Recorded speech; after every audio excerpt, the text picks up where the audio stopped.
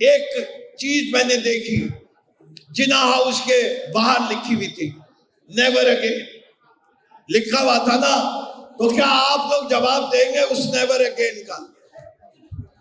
Martial law in Pakistan never again, military rule in Pakistan never again, subversion of constitution never again, PCO judges never again, a Justice Munir sitting in the Chief Court of Pakistan never again. اس ملک کے اندر hall of fame کا تو بڑا ذکر ہے، لیکن اگر آپ اس ملک کے اندر رول آف لا چاہتے ہیں اور سپریمیسی آف دا کانسٹیٹیوشن چاہتے ہیں تو اس کے لیے ایک ہال آف شیم بھی بنانا ضروری ہے۔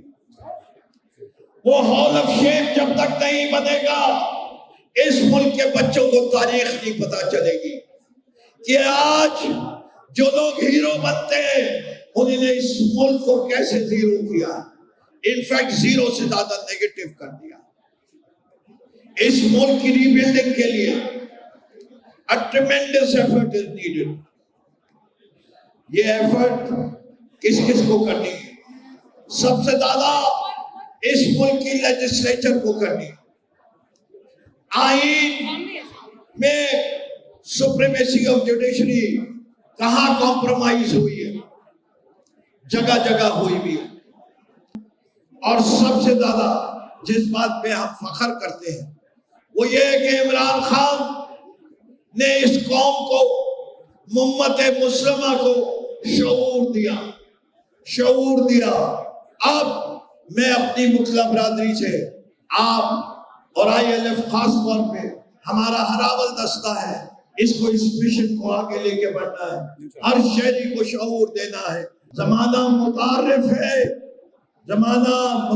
ہے ہماری استقامت کا، نہ ہم نے شاخ گل چھوڑی، نہ ہم نے قافلہ بدلا، نہ ہم منزل سے باز آئے، نہ ہم نے رہنما بدلا۔ کام کہ دوبارہ اس ملک کے اندر rule of supremacy of law لانا کوئی آسان کام نہیں ہے۔ یہ نعروں سے صرف نہیں آئے گا، ایک موومنٹ کے ذریعے آئے گا۔ جو صورتحال آج اس ملک پہ مسلط ہے وہ ایک شاعر نے بڑے خوب انداز میں لکھا ہے، لشکر بھی تمہارا ہے، لشکر بھی تمہارا ہے، سردار بھی تمہارا ہے، تم جھوٹ کو سچ لکھ دو، اخبار بھی تمہارا ہے، تم سچ کو جھوٹ لکھ دو، اخبار بھی تمہارا ہے، خون مظلوم زیادہ نہیں بہنے والا، خون مظلوم زیادہ نہیں بہنے والا، ان اندھیروں کا جگر چیر کر نور آئے گا، تم ہو فرعون تو موسیٰ بھی ضرور آئے گا، تم ہو فرعون تو موسیٰ بھی ضرور آئے گا۔ پاکستان کے اندر ladies and gentlemen, could I have your time please and your attention?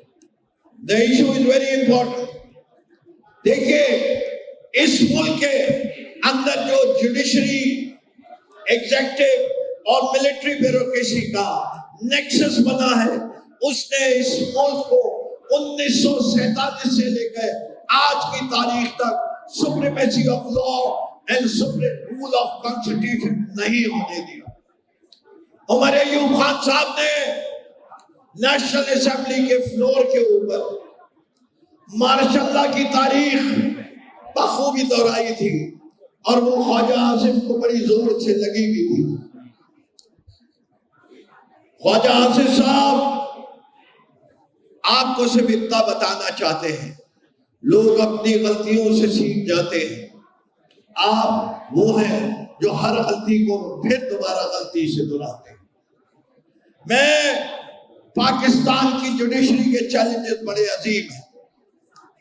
بہت دفعہ آج جگہ جگہ اگر آپ کو میں ویسے ہی فہرست دیتا چلوں تو میں آپ کو بتاؤں، article 209 the power of the president to transfer judges should not be there۔